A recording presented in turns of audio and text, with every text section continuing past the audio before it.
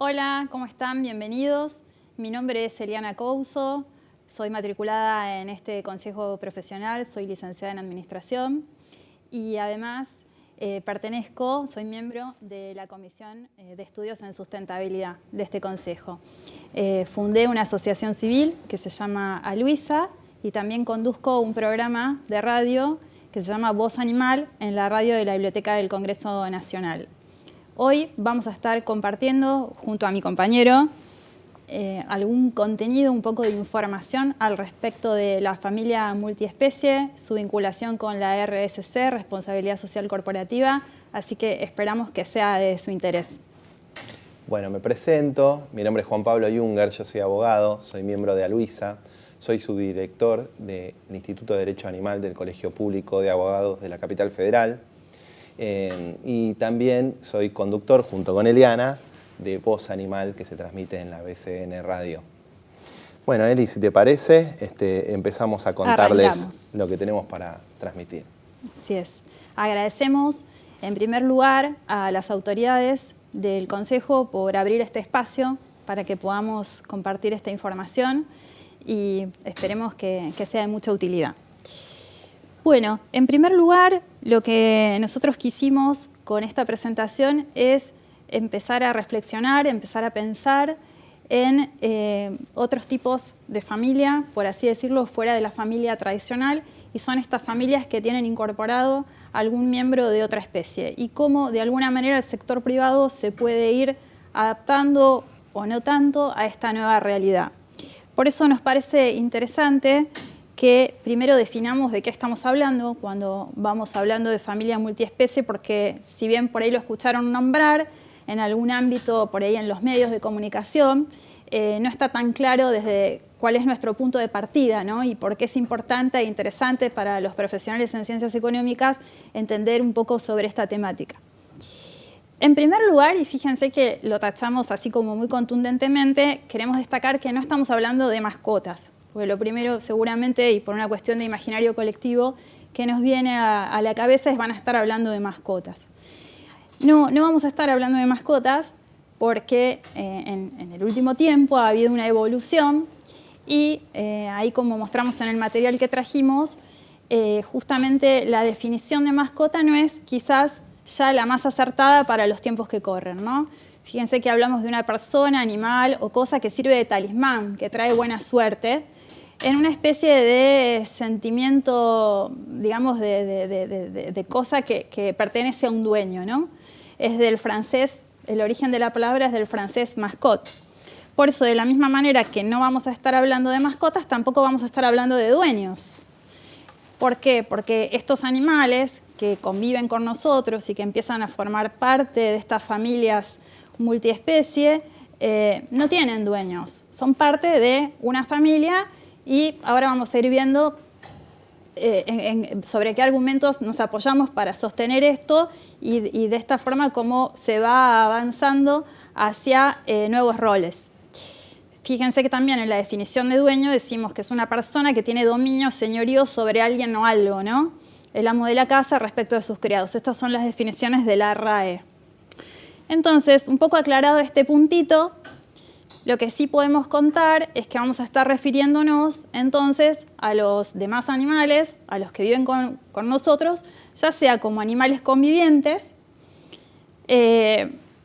Van a encontrar que en nuestra presentación vamos a hablar bastante de animales no humanos o de seres sintientes, de sujetos de derechos, de personas no humanas y en vez de dueño, de tutor responsable, ¿no? Esto en realidad... en esta tipificación hay algunas diferencias desde el punto de vista sobre todo jurídico entre una categoría y otra, pero la intención de esta presentación es no abrumarlos con el universo jurídico de sutilezas o de diferencias entre un aspecto y el otro, sino simplemente que hacer como un paneo para que sepan que si nos referimos de una u otra manera es porque van apareciendo estos conceptos en la bibliografía, van apareciendo estos conceptos en los fallos judiciales y en otros ámbitos, ¿no? Así que es un poco para ordenarnos de los temas y de cómo vamos a estar llamando a estos temas. Entonces, ahora sí, definimos a la familia multiespecie como una composición familiar con integrantes de la especie humana y otros de especie animal no humana. Y acá lo que podemos ir contando es que hay una evolución, prácticamente podríamos decir entre histórica o filosófica o una evolución social, ¿no? Al respecto de que antes hacíamos referencia a tengo una mascota, en mi casa tengo un perro, ¿no? Con esta situación que nombrábamos antes, casi como de posesión de algo, ¿no? O eventualmente de cosificación, muchas veces decimos, ¿no? Como de una cosa que está ahí para entretener a los chicos o para que sea el juego de alguien o el pasatiempo. Y esto ha ido cambiando, ¿no? Entonces, ha ido cambiando, ¿por qué? Porque los demás animales son miembros de la familia que componemos y su estatus debe obedecer a dicho rol. Es decir, que no es que están en mi casa temporalmente hasta que, por ejemplo, me mudé o tuve otra situación familiar de divorcio o de la situación que fuera, y entonces ahí me desprendo de ese ser, lo regalo o en el mejor de los casos lo doy en adopción. Estas constituciones familiares van perdurando a lo largo del tiempo y van generando un vínculo de largo plazo, ¿no? Entonces, este es el puntapié inicial. Entender que quienes decidimos conformar una familia de este estilo, lo que estamos asumiendo es un compromiso que en general va a durar más de 10 años, ¿no? No es un compromiso temporal, es un compromiso de largo plazo. Esto descarta antiguos roles, no sé si se acuerdan de haber visto este cartel, seguramente en muchas casas, estos roles que se le asignaban a los animales como de guardia, en el sentido de ser utilizados como alarmas, animales de compañía, asignando el uso de los animales no humanos al bienestar individual del ser humano. Esto de tenerlo de compañía en el sentido de es para mi beneficio, es para mi propio sentimiento de sentirme acompañado, ¿no? Pero en realidad todo esto se va descartando porque a medida que vamos progresando como sociedad vamos entendiendo que los animales tienen sus propios intereses, tienen sus propias necesidades y que en realidad en eso nos vamos ensamblando, humanos y no humanos, en un camino en equipo, en un camino en conjunto, en un camino en armonía, pero respetando, ¿no es cierto?, las necesidades de cada una de nuestras especies. Animales para los chicos es algo que mencionamos, ¿no? Esto de ir y comprar un cachorro para que se entretengan y después cuando quizás estos chicos crecen ya que no fueran más tenidos en cuenta y fueran eventualmente descartados. Y animales usados para, por ejemplo, el control de plagas, matar ratas, bueno, a veces salir a cazar, tantas otras cosas, ¿no? Entonces, esto va marcando que socialmente estamos cambiando de una manera bastante acelerada en estos términos y vamos a ir viendo cómo distintos actores se van ensamblando a estos nuevos cambios. En particular, estábamos hablando de las organizaciones, pero también vamos a ir viendo cómo hay otros actores que van recogiendo esta nueva interpretación acerca de la familia, ¿no? Bueno, y acá le paso un poco la palabra a Juan. Sí. Bueno, muy bien. Eliana dijo algo que me parece que es clave, ¿no? Es en dónde ponemos el foco del interés, ¿sí? En el interés propio del animal humano, digamos, y los animales no humanos están a nuestro servicio, están para satisfacernos, o reconocemos que los animales no humanos tienen su propio interés. Y una vez que hacemos foco en ese propio interés, tenemos que protegerlo. ¿Cuál puede ser el interés de un animal? Bueno, el interés de un animal, para empezar, es reconocer que tiene sintiencia. Y si tiene sintiencia, sufre dolor, sufre ansiedad, sufre estrés. Básicamente, el principal interés que puede tener un animal es que se le respete el derecho a no sufrir, a vivir y a no sufrir. Entonces, cuando hablamos de derecho animal y de una perspectiva animalista, venimos a enfocar el derecho como una herramienta para proteger ese interés. El lugar que nosotros le damos en nuestra familia, cuando hablamos de familia interespecie, lo posicionamos como un miembro más a los animales, es un lugar que, como dijo Eliana, genera una reciprocidad. No hay ahora un beneficiado y un benefactor. No es que los animales están para satisfacer solamente mis necesidades, sino que hay un vínculo de amor y de cariño y de familiaridad que genera una reciprocidad. Esta reciprocidad a la vez tiene que respetar las necesidades de cada uno y de la especie. Lejos estamos de querer humanizar, porque mucha gente confunde que nosotros pretendemos humanizar a los animales. Humanizar a los animales es otra forma también de no respetarlos. Entonces, una vez que nosotros asumimos esa posición y reconocemos a nuestra familia como una familia interespecie, tenemos que de alguna manera reconocerles un estatus importante como cualquier miembro de la familia. ¿Y cuáles son las necesidades de cualquier miembro de la familia? Bueno, alimentarse adecuadamente, tener el esparcimiento que corresponda, de tener cuidados de salud y de alguna manera el llevar de la vida sea observando todos los intereses. ¿En qué situaciones? Cuando nos vamos de vacaciones, cuando vienen las fiestas, cuando nos tenemos que trasladar. En nuestro vehículo, por ejemplo, ¿dónde llevamos al perro? Este es el típico ejemplo. Nos vamos de vacaciones, lo ideal obviamente es llevarlo, como hacemos con cualquier miembro de la familia, tratamos de integrar a todos, pero no es solo llevarlo, sino llevarlo de una manera adecuada. ¿Viste, Eli, que se estila mucho? Al perro lo llevamos en la caja de la 4x4, exponiéndolo a cualquier situación que pueda surgir en la ruta, cualquier inconveniente de tránsito. Es decir, yo lo que les estoy hablando, quizás en un léxico muy amplio, es la responsabilidad que surge. O sea, estas nuevas relaciones también implican el asumir una responsabilidad que, como vos bien dijiste, es una responsabilidad a largo plazo y que va a trascender mi egoísmo o va a trascender mi proyecto de vida individual, ¿sí? ¿Y qué papel juega el derecho cuando empieza a pasar esto? Bueno, justamente, el derecho muchas veces, las leyes, las normas, van mucho más tarde que los cambios sociales. O sea, estos cambios son muy bienvenidos, pero es cierto que hay un lapso entre que la gente adopta estas nuevas costumbres, estos nuevos vínculos, hasta que el derecho los recepta. Y muchas veces lo último en cambiar es la normativa. Sin embargo, los jueces, las costumbres, suelen contemplar varias situaciones. Pero antes de hablar de algunas cuestiones que tienen que ver estrictamente con el derecho de familia, vamos a pensar un poquito en el efecto que tiene que ver con la ley laboral.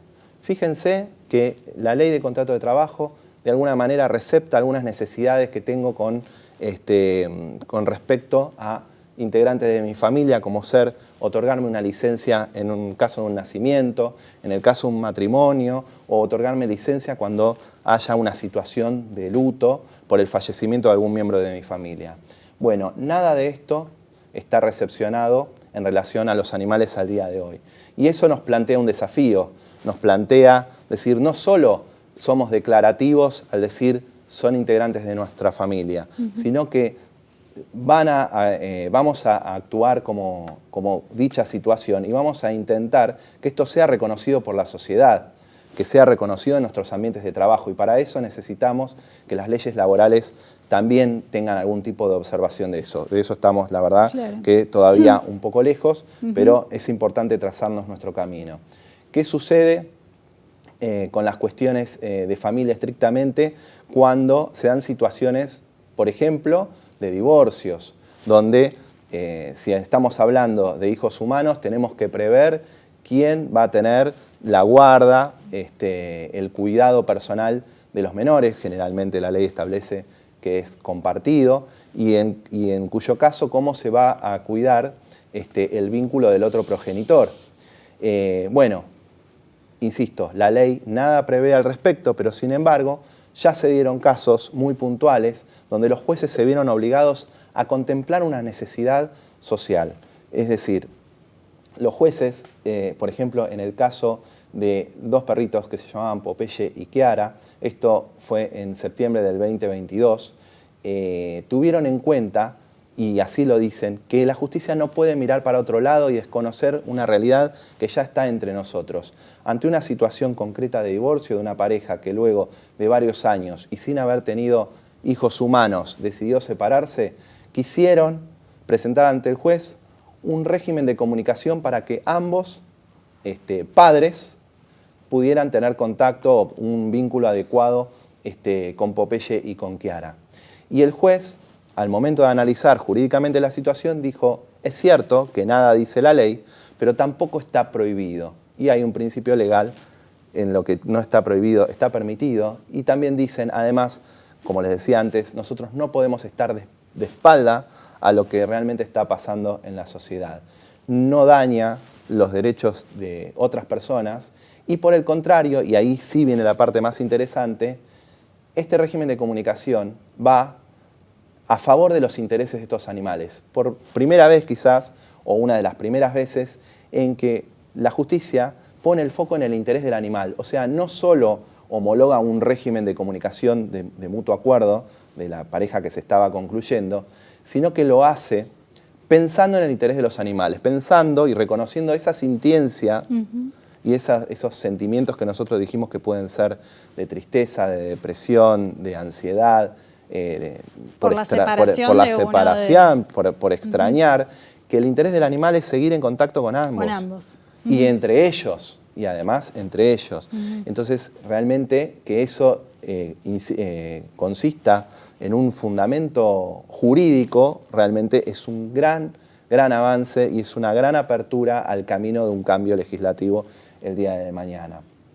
Pero además tenemos otro caso que incluso había sido anterior, esto en el marco de la Ciudad de Buenos Aires, donde no se trató en principio de un acuerdo, como en el caso anterior de Popeye y de Chiara, sino que en el marco de una separación también de una pareja que no tuvo hijos humanos, uno de los integrantes de la pareja al principio sostuvo un vínculo con el animal, que en este caso es una perrita llamada Sydney, hasta que la otra parte decidió que para poder cortar su vínculo con su expareja, también tenía que separar esta cuestión de que siguiera en contacto con el animal. Eso generó un reclamo judicial que fue denegado en primera instancia, ¿sí? Es decir, la persona que no quedó en contacto con Sydney reclamó ante un juez que le correspondía, se le fije un régimen de comunicación, algo que es típico en relación a los hijos humanos menores, fue planteado en relación a un animal, un integrante de la familia no humano, que había sido de esa familia no humano, y eso en principio fue rechazado en primera instancia. Pero lo novedoso y lo positivo es que esto fue apelado y la Sala J, la Sala de Apelaciones en lo civil, la Cámara de Apelaciones en lo civil, llamó a las partes y logró que las partes llegaran a un acuerdo.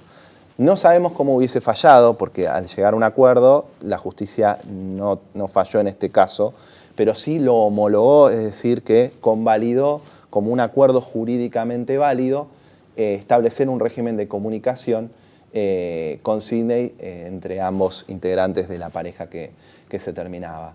Es decir, este reconocimiento por parte de la justicia es una convalidación con un peso jurídico muy importante y quienes venimos trabajando, y ahora hablo no solo por la abogacía, que es lo que a mí me tocó ejercer como herramienta en favor del derecho animal, sino en forma transversal a todas las profesiones, disciplinas y lugares dentro de la sociedad que velan y tratan de establecer conquistas con respecto al derecho animal, encuentran en estos fundamentos jurídicos, ni más ni menos que esgrimidos por un juez, la gran puerta para los cambios legislativos que terminen de consolidar todo esto que ya es una necesidad actual.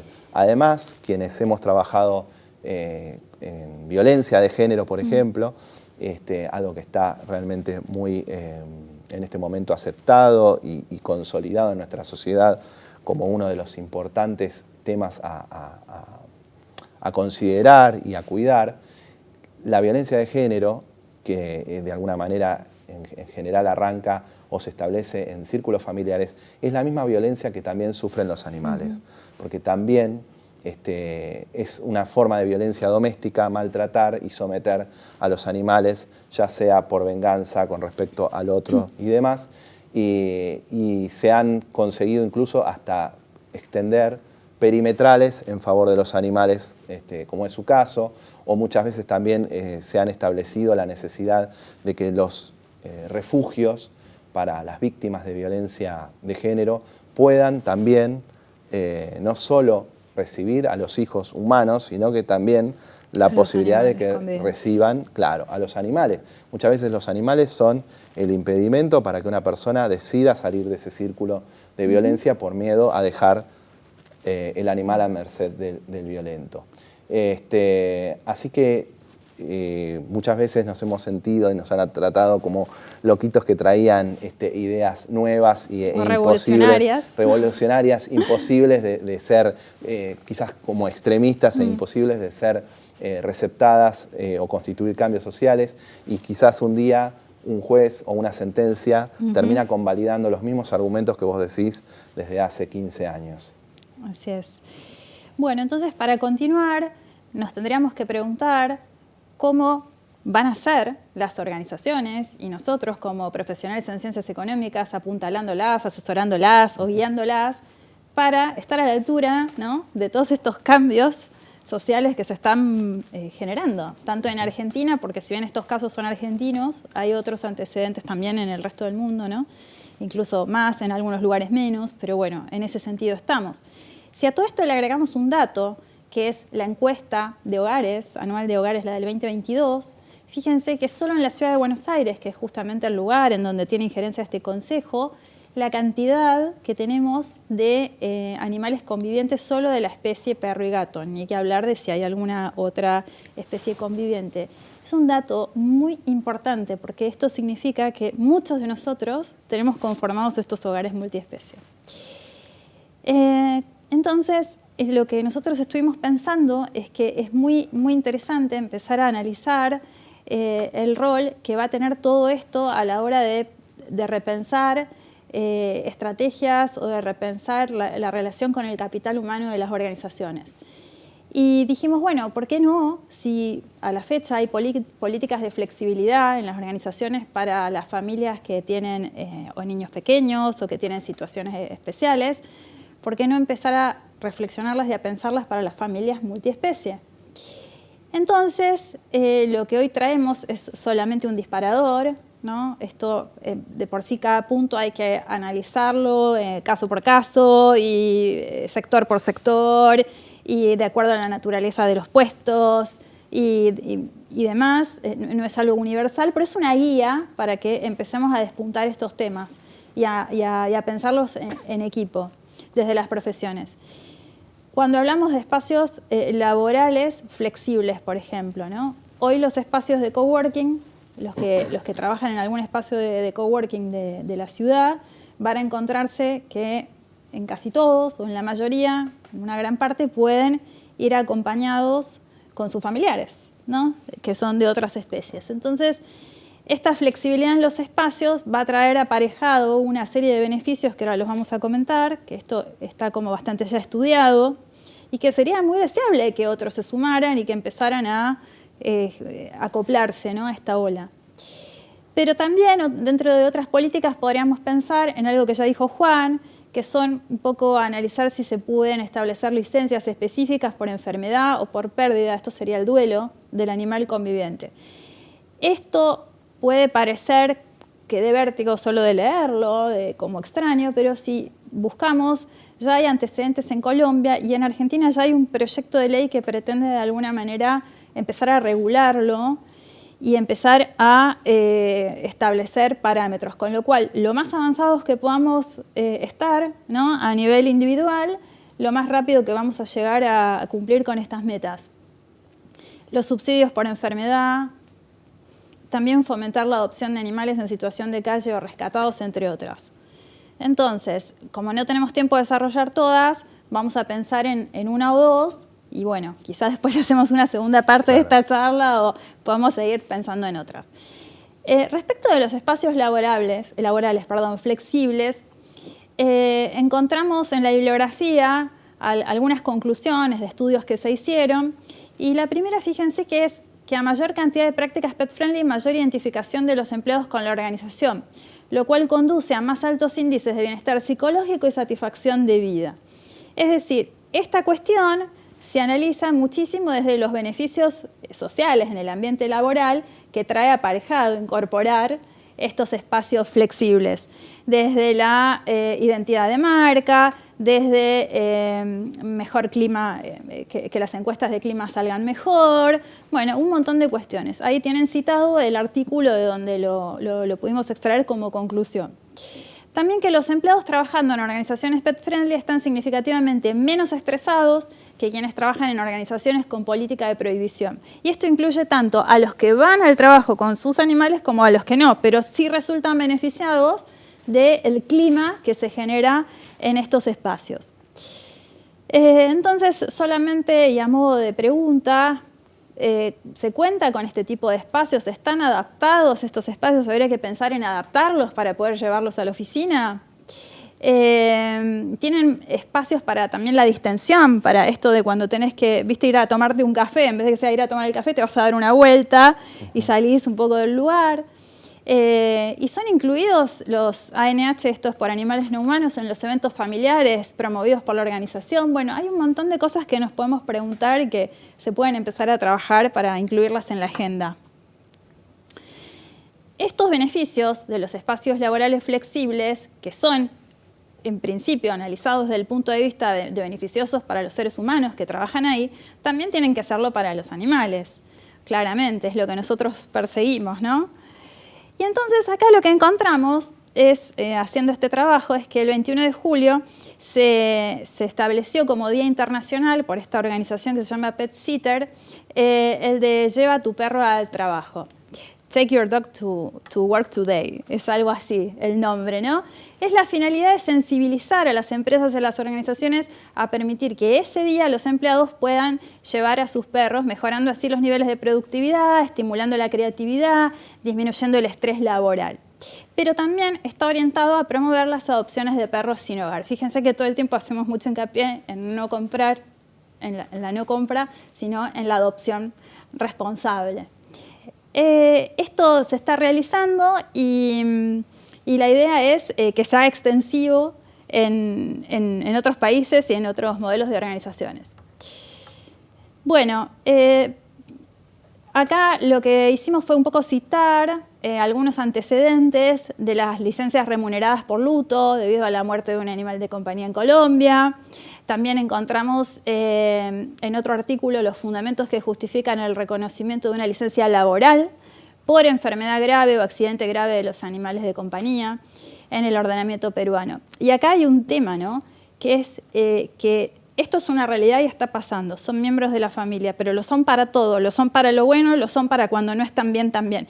Y cuando no están bien y se enferman o les pasa algo, vemos que muchas veces las familias tienen que hacer malabares para poder satisfacer las necesidades y de ir corriendo a hacerlos atender y un montón de necesidades que van surgiendo. Entonces, esto nos parece que es todo un tema a analizar, que es muy incipiente en la Argentina, que hay algún caso testigo muy chiquitito, pero que abre todo un camino súper interesante a la hora de después evaluar quiénes pueden elegir también trabajar en un lugar o en el otro de acuerdo a este paquete de beneficios o de medidas de políticas flexibles. De todas formas, todo lo que después surja como dudas o como consultas, les vamos a dejar nuestros medios de contacto y estamos a disposición para lo que surja.